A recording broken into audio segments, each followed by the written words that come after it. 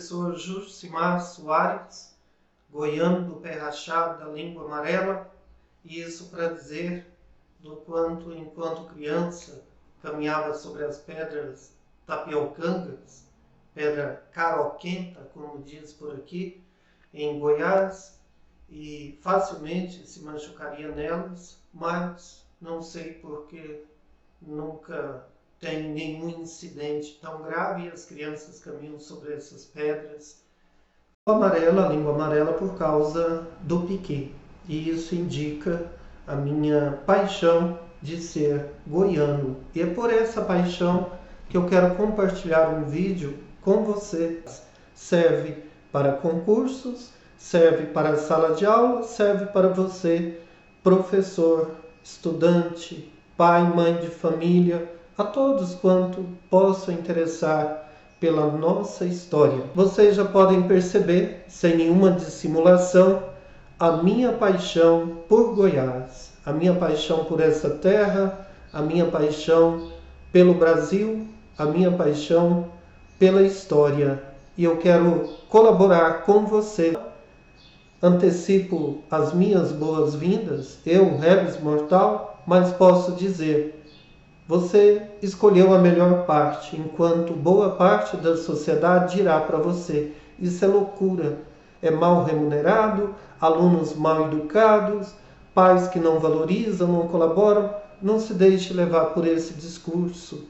De fato, as dificuldades e desafios são enormes, mas boa parte do que fazemos, o fazemos por paixão. Então, depois dessa apresentação, esse professor apaixonado, esse goiano apaixonado, cresci naquele contexto de Cora Coralina, cheguei a conhecê-la em vida, muito próximo de onde nós morávamos, enquanto criança, adolescente, e outros artistas, outras realidades da cidade de Goiás e toda a riqueza que ela pode nos oferecer, ou Goiás velho, como se diz por lá mesmo, e nunca é demais. E isso também não é dissimulação, é viver a nossa goianeidade. De vez em quando retorna às origens, justamente para não perder, porque resido em Caldas Novas, uma cidade bastante cosmopolita, mista, e você corre o risco de perder um pouco algumas expressões próprias daquela região. A história de Goiás. Eu quero trabalhar com um raciocínio apontando o que pode ser equívoco e o que de fato a historiografia confirma. Primeiramente, mesmo que não venha a ser contemplado no conteúdo do concurso qual você prestará, você precisa distinguir entradas de bandeiras, fazendeiros. São três categorias diferentes. Então, alguns pontos são altamente relevantes. Por exemplo, você precisa distinguir bandeiras. Os bandeirantes são três tipos de bandeiras das entradas. As bandeiras são as expedições particulares. As entradas são aquelas oficializadas pelo governo, pela coroa portuguesa. E quero acrescentar aqui uma terceira expedição, uma terceira entrada dos fazendeiros, a sesmaria, principalmente a partir do incentivo do governo regente de Dom João VI. E em Goiás vamos encontrar bastante essa sesmaria, escrito mesmo com S. Pois bem, as entradas são aquelas expedições patrocinadas pela coroa portuguesa e as bandeiras vêm partindo de São Paulo para Goiás, para Mato Grosso, por conta própria. É lógico que por trás havia um patrocinador e autorização da coroa portuguesa. O Bartolomeu Bueno da Silva, o pai, veio com o filho, onde hoje está o território goiano e o Distrito Federal. O filho tinha 12 anos, eles teriam errado o caminho, passado por onde está Cristalina e chegado até onde está atualmente Taguatinga, no DF. Seguiu pelo leste de Goiás. O Filho vem pelo sentido oeste, tendo passado por Catalão, alcançado o Rio Quente, onde hoje está a pousada, que leva o seu nome, a cidade Rio Quente. Lá estiveram em 15 de outubro de 1722, tendo partido nesse mesmo ano, em julho de 1722. Esses são bandeirantes. Antes, porém, um breve período, vindo pelo norte do que era Goiás, atualmente o Tocantins, as entradas. As entradas estavam em busca de escravos índios e também de os escravos fugidos, os negros fugidos. Por isso, são entradas. A coroa se encarrega, patrocínio, dá todo o amparato para que esses expedicionários, esses bandeirantes, vão em busca de pessoas a serem escravizadas e de ouro. Os mais conhecidos, Bartolomeu Bueno da Silva, o pai, ou mais tarde o sucede o filho, e Borba Gato, os dois mais bem conhecidos. O que nos interessa em Goiás é que nesse julho de 1722 parte a expedição, a bandeira paulista autorizada por aquela capitania a explorar as minas de Goiás. Já se tinha notícia sobre isso.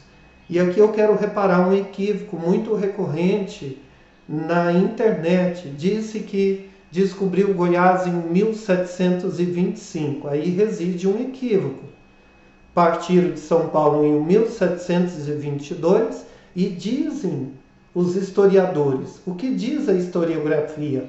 3 anos mais tarde retornaram a São Paulo, dando notícias do achamento das minas auríferas em Goiás. Não significa que Goiás foi achado, foi explorado, começou a ser explorado em 1725. Espero aqui esclarecer esse ponto.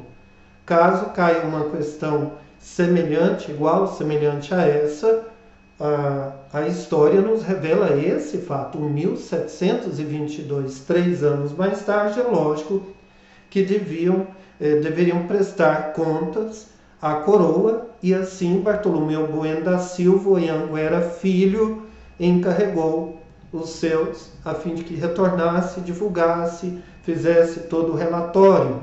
Nessa expedição haviam padres, missionários, índios, carijós, os indígenas, povos originários, um termo mais bem adequado.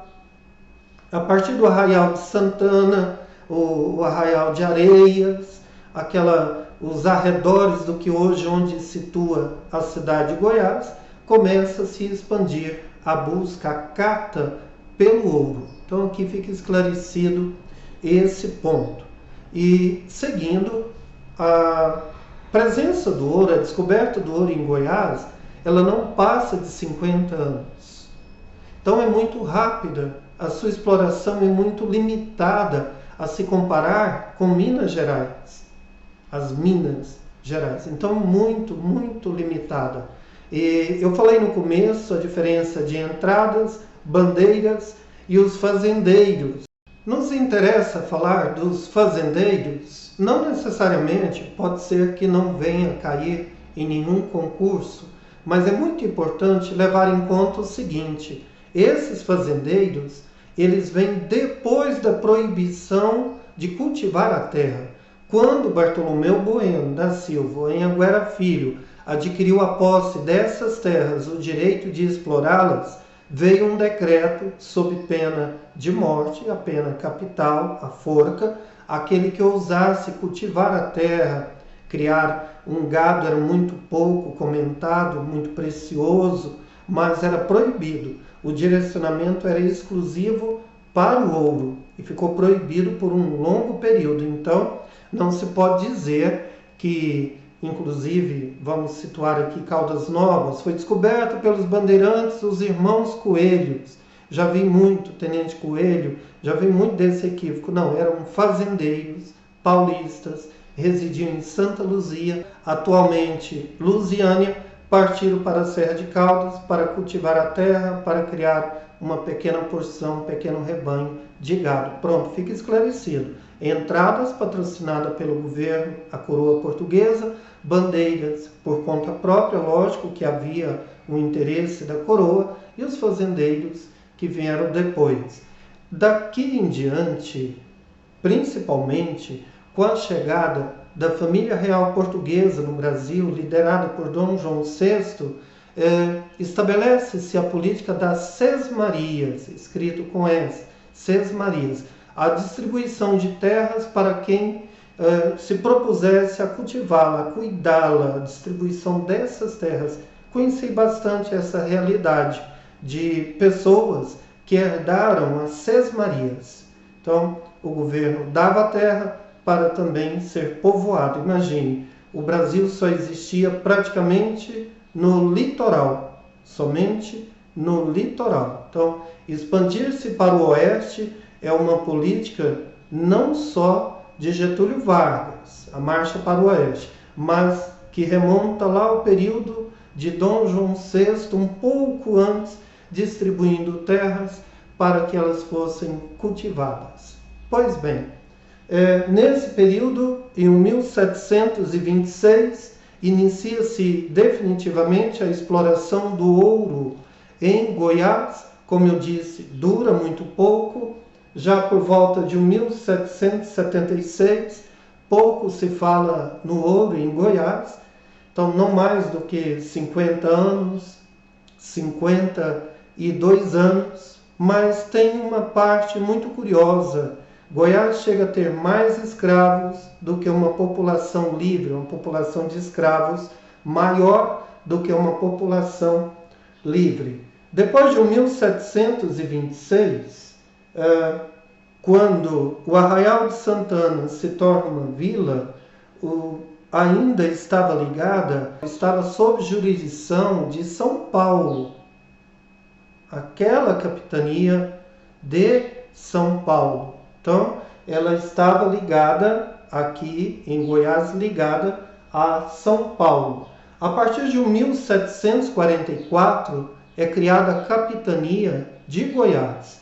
E somente em 8 de novembro de 1749 é que Dom Marcos de Noronha, o Conde dos Arcos, assume o governo da capitania de Goiás, a partir de 1749. Até então era subjugada, era uma jurisdição paulista nesse período, do achamento do ouro, o início da sua exploração até o 1749, éramos ligados a São Paulo. Essa mineração, mais propriamente dita, ela começa a se declinar a partir de 1750.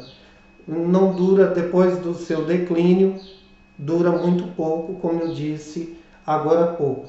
E a partir de 1822, Goiás deixa de ser uma capitania e passa a ser uma província. Então agora é uma província, tem todo um organograma de poder ligado, lógico, à sede da coroa, daqui em diante, no Rio de Janeiro. Os governadores da capitania de Goiás, interessa você também a saber, de 1749 ao 1783. Dom Marcos de Noronha, o primeiro, 1749 ao 1755. O Conde de São Miguel, 1755 ao 1759. João Manuel de Melo, 1759 ao 1770. Antônio Carlos Furtado de Mendonça, o 1770 ao 1772, José de Almeida e Vasconcelos, de Soreval e Carvalho, o 1772 ao 1778, Luiz da Cunha Menezes, o 1778, o 1783. Fato curioso, esse último esteve em Caldas Novas para tratar de um problema de saúde, foi curado e trouxe o progresso, primeiro sinal de progresso para essas terras, passando pelo o que hoje é o patrimônio do Sapé. Ficou por muito tempo conhecido patrimônio de Sapé, povoado do Sapé. Então, essa história vai sendo construída num ouro que dura muito pouco, uma vocação predominante natural para a agricultura e para a pecuária, mas primeiramente a pecuária, e num certo momento, nos primeiros anos de instalação de Bartolomeu Bueno da Silva, proibido nessas terras o cultivo, a criação de gado, é lógico que era praticamente inevitável, e a partir daqui nós vamos perceber um pequeno crescimento. Vamos lá. No campo eclesiástico cria-se a Diocese de Goiás, no final do século XVIII. O povoamento se dá por entradas ao sul de Goiás. Minas Gerais e São Paulo, mineiros e paulistas vindo pelo sul. Na região nordeste de Goiás, vindos da Bahia, e mais para a região norte de Goiás, nós teremos o povoamento do Maranhão, principalmente pessoas vindas do estado do Maranhão e do Pará. Enquanto isso, a terra já sendo cultivada. Esse ponto é importantíssimo. Desperta-se primeiramente para a pecuária e a agricultura, no que hoje nós vamos chamar de agricultura familiar. Então, retomando todo esse aspecto. A essas alturas, na primeira metade do século XIX, já começa a se instalar as famílias influentes, as famílias de coronéis, as famílias de majores, capitães, tenentes, e aí começa a estruturar as oligarquias em Goiás. Então, numa sequência bem interessante, a família Fleury, que tem uma vocação para o direito, para a vida pública, a família Bulhões, que vai disputar mais tarde espaço com a família Caiado, mas anterior à família Caiado, a família Jardim Caiado. Mais tarde, por alguma razão, se desmembram, nasce a família exclusivamente Caiado. Na virada do século XIX para o século XX, houve um grande embate entre a família Bulhões e Caiado, tendo vencido os Caiados.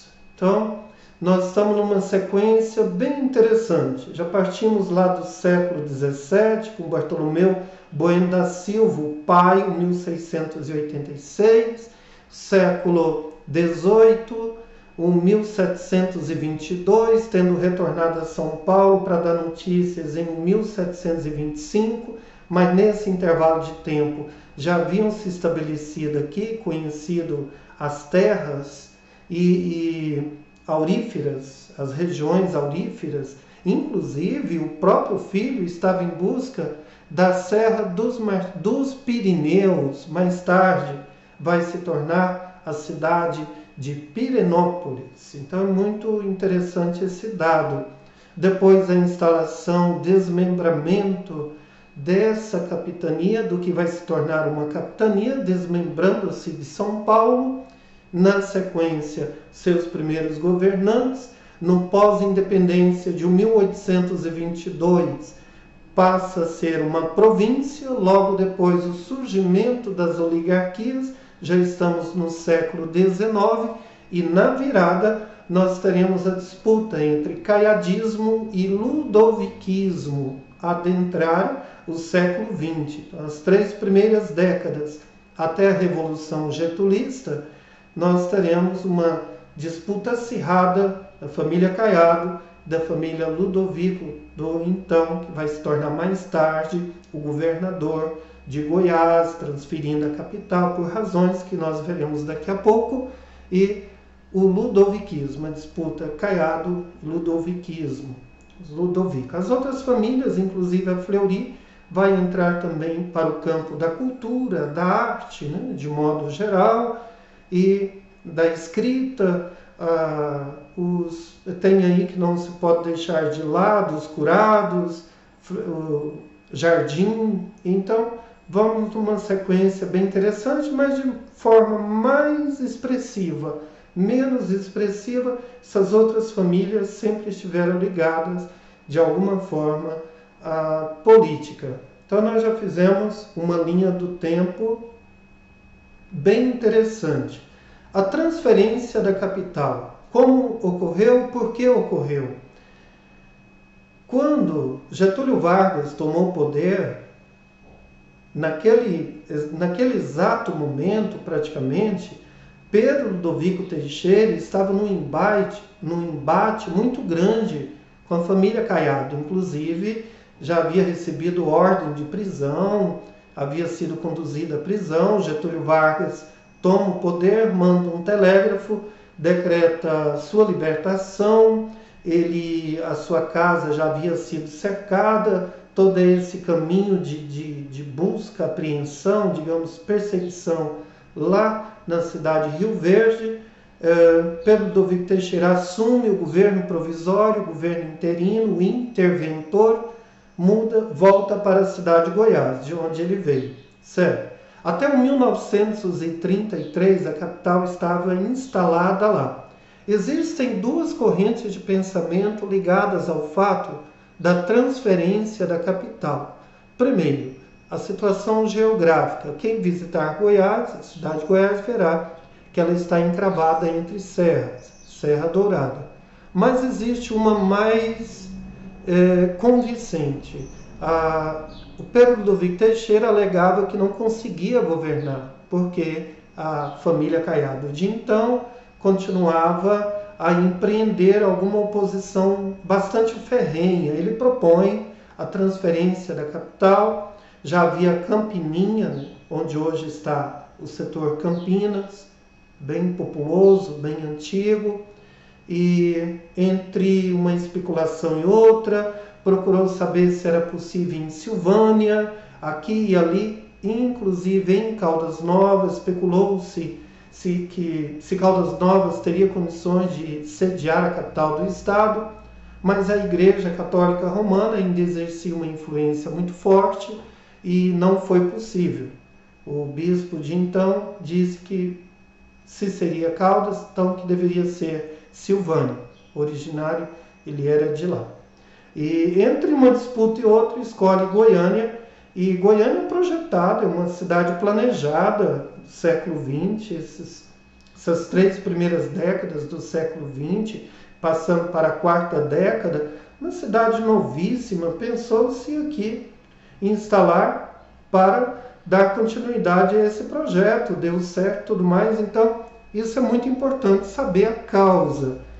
A economia, ela vem nesse passo a considerar que o ouro não prosperou, caminha para a pecuária, as boiadas, os tropeiros. Nós teremos obras, recomendo aqui, não vai dar tempo, mas obras bastante interessantes, Tropas e Boiadas, de Hugo de Carvalho Ramos, O Tronco, de Bernardo Ellis, retratando toda essa formação do povo goiano. E há de se perguntar quem somos nós, os goianos, no campo cultural. Um pouco de São Paulo, um pouco de Minas, um pouco da Bahia, um pouco do Maranhão, do Pará, e mais tarde outros grupos das mais diferentes cidades e estados brasileiros. Mas predominantemente as nossas origens estão ligadas a esses estados, a esses povos. Não podemos também esquecer da presença de estrangeiros, de língua alemã, francesa, italiana, e o destaque mesmo, uma pequena comunidade alemã, e os italianos, não muito em grande número, mas também estiveram por aqui contribuindo com o povoamento. Devido inclusive as visitas os visitadores estrangeiros, entre eles Augustin de Saint-Hilaire, o 1819, naturalista francês, amando da coroa portuguesa por determinação de Dom João VI, inclusive para conhecer e estudar as águas quentes, o inglês John Paul e a usina de energia que foi desenvolvida em Caldas e região por alemães e assim sucessivamente. Mas não vamos espalhar muito, pulverizar muito, vamos continuar nessa linha do tempo. As oligarquias, disse então, a velha república, a nova república, mas a nova república ainda vai enfrentar aqui em Goiás os mandos desses coronéis lá do século XIX. Pedro Ludovico Teixeira terá uma dificuldade muito grande, mas pouco a pouco vai superar. A economia vai gradualmente, muito timidamente, se estabelecer na pecuária e mais tarde, somente mais tarde, lá pelos idos de 1980, é que a soja chegará em Goiás. Pouco a pouco, mas já vi o milho, o arroz, o minério, e daqui a pouco entrarei em detalhes sobre a economia e a geografia em Goiás. Seguindo, reconstituindo os passos, as trilhas da nossa história, você tem aí no século XVIII a chegada do bandeirante, o Anhanguera Filho. Depois ele se encontra tão logo com os índios goiáses, ou também a grafia muda muito e a pronúncia, guiazes, guaiazes, serão exterminados, eles não vão suportar as enfermidades, margeando o Araguaia, os Carajás, um pouco mais próximo, depois os Chavantes, no Vale do São Patrício, os índios tapuios, os indígenas tapuios, povos originários, os avacanoeiros, mais ao norte, na região de Porangatu, depois mais avançados no atual estado do Tocantins, e jamais poderemos esquecer dos caiapós ou coiapós. Existem os meridionais e os setentroniais, aldeados em Moçambique no século XIX, sofreram bastante, foram bastante caracterizados e tudo mais, mas o que resta desses povos originários estão lá na reserva do Alto Xingu, já não se encontra mais por aqui. Os Bororos teria vindo por Mato Grosso, tentado se estabelecer e também em parte do Triângulo Mineiro, mas não se estabeleceram como se esperava. Os carijós estiveram de passagem e foram embora. Então, destaque para os tapuios, avacanoeiros, chavantes, caiapós e os goiáses. Esses cinco povos principais, entre outros que nós podemos, que eu mencionei aqui, mas que não se estabeleceram. E logo depois de Bartolomeu Bueno, nós temos o João Leite da Silva Ortiz, que ele vai se tornar o superintendente das Minas de Goiás. Interessante para o concurso ou não, fato é que a família de Bartolomeu Bueno, o filho, vai terminar na miséria, herdou pouca coisa, praticamente pedintes. O Bartolomeu Bueno da Silva, o filho, perde todo o direito sobre essas terras, perde todo o ouro, todo o dinheiro, não deixa nada, não fica nada, joias, não fica nada para os seus descendentes. Usando de certa compaixão, a coroa portuguesa vai conceder a passagem, o posto fiscal de Corumbá, que fica próximo aqui da cidade de Caldas Novas. Essa família, diz Augustin de Saint-Hilaire, em 1819, numa elegância, numa compostura sem igual, mas maltrapilhos e vivendo em estado de quase miséria.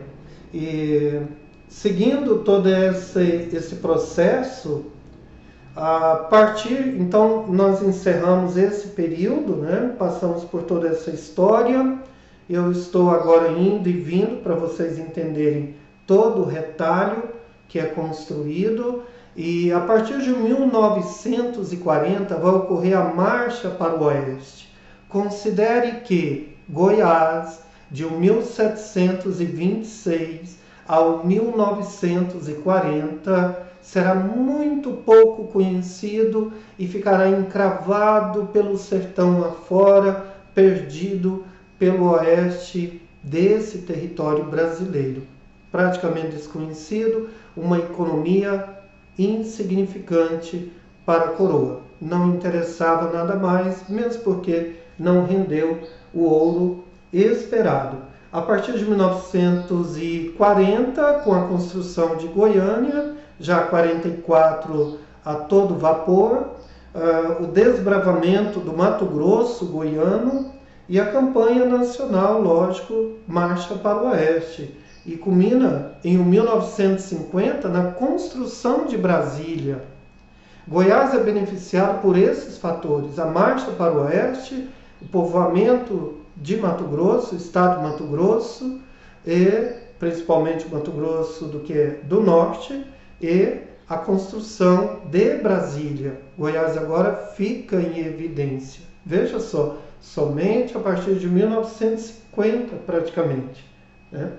Entra-se o processo de industrialização a partir da década de 1960, somente a partir de 1960, e passa a ser um grande exportador agropecuário, e com destaque para a industrialização, somente a partir de 1960.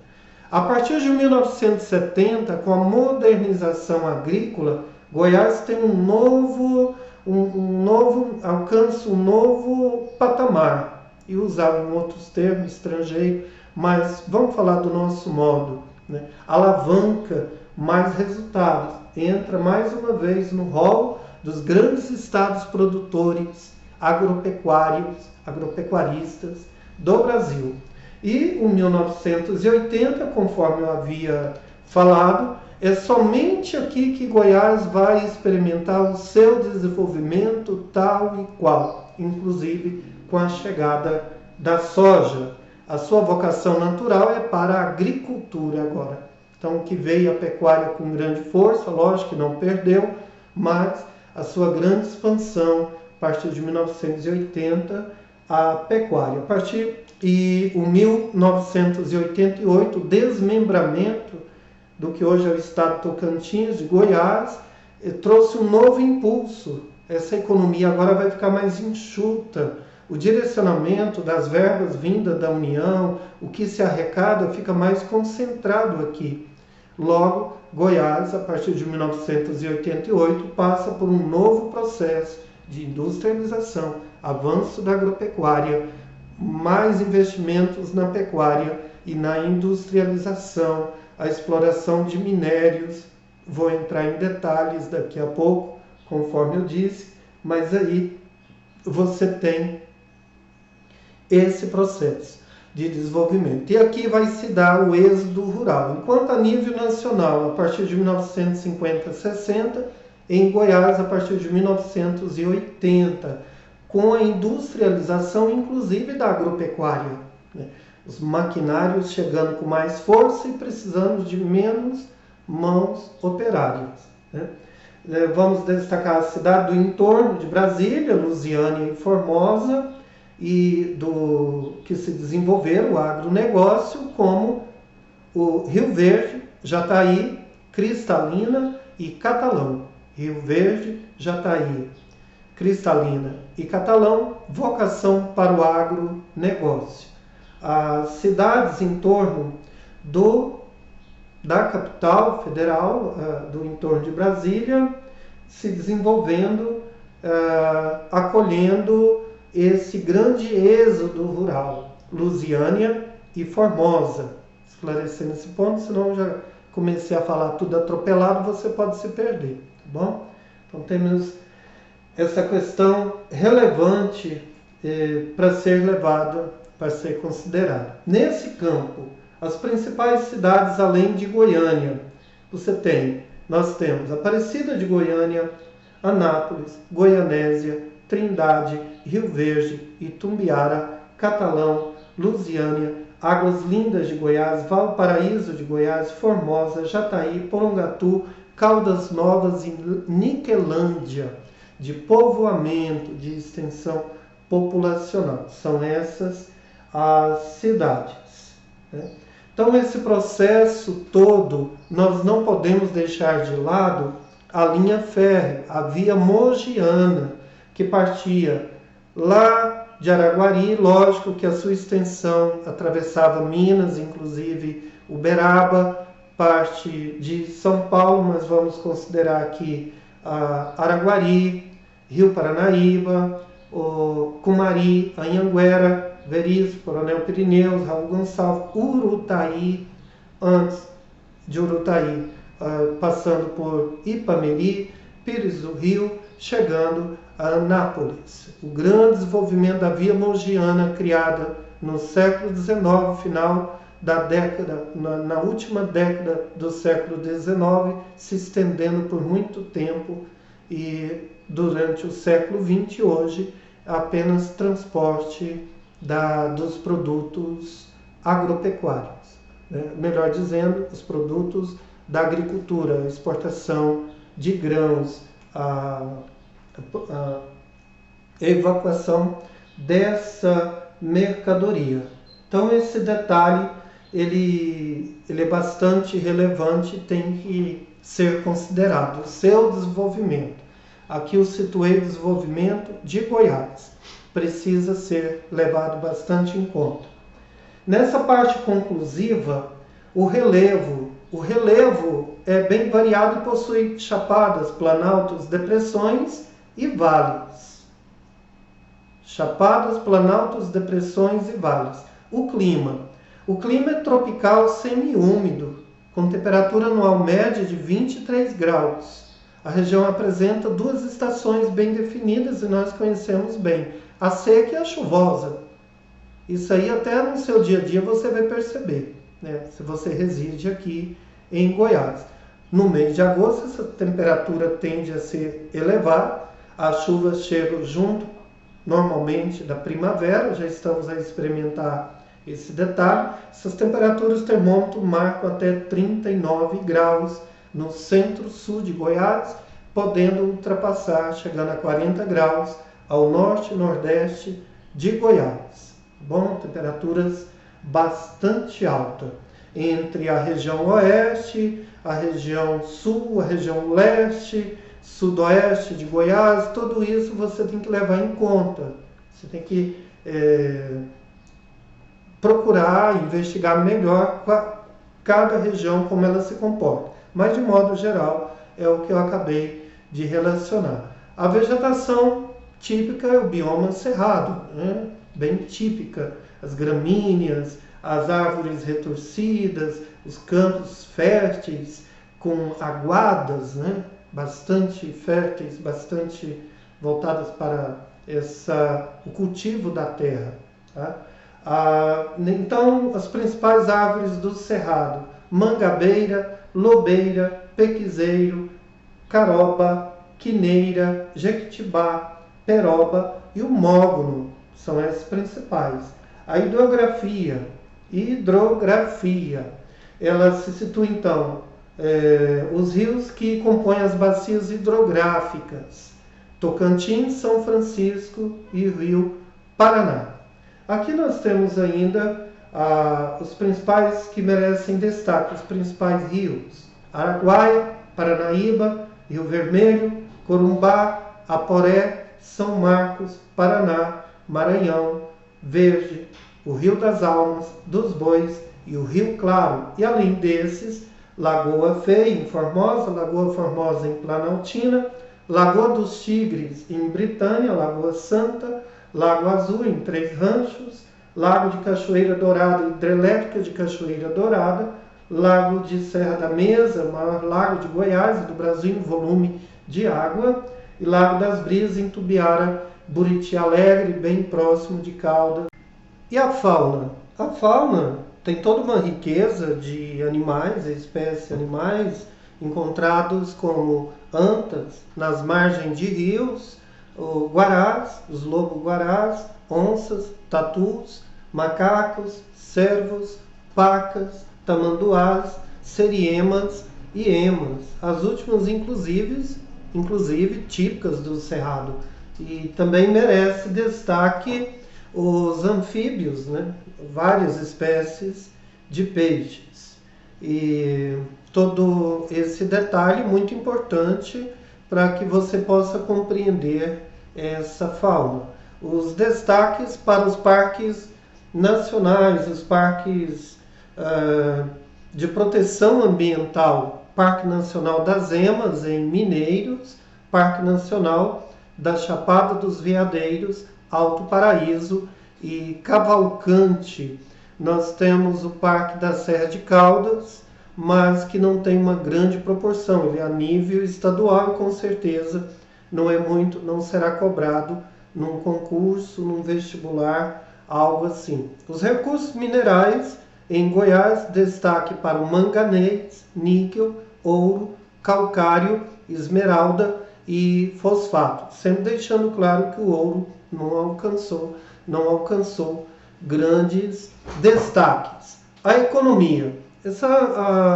A economia, muito situada entre aquelas principais cidades que eu falei, e nós podemos mencionar o turismo para Caldas Novas, Pirenópolis, Corumbá de Goiás, cidade de Goiás, as cidades históricas, e o grande polo industrial em Anápolis e Aparecida de Goiânia, os dois principais polos industriais. E aqui vamos a conhecida DAIA, né, que se situa lá em Anápolis, a indústria automobilística, a montagem automobilística em Catalão, inclusive para Catalão, de modo particular, as indústrias têxteis, alimentícias, além do único porto seco brasileiro, Aparecida de Goiânia, por sua vez abriga o polo industrial. Então, complexo industrial nos municípios de Catalão, Rio Verde e Itumbiara. Itumbiara mais voltado para o agronegócio. Itumbiara e Rio Verde. Catalão está mais industrializado, uma vocação para a indústria, embora não se descarte o agronegócio.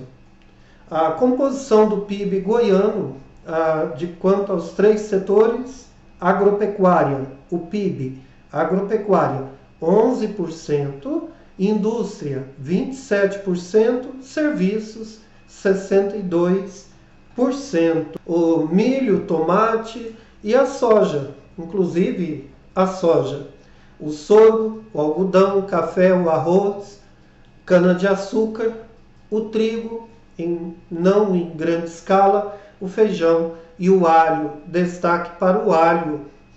E ocupa o terceiro lugar quanto ao rebanho bovino no país. Então, uma grande vocação para a pecuária.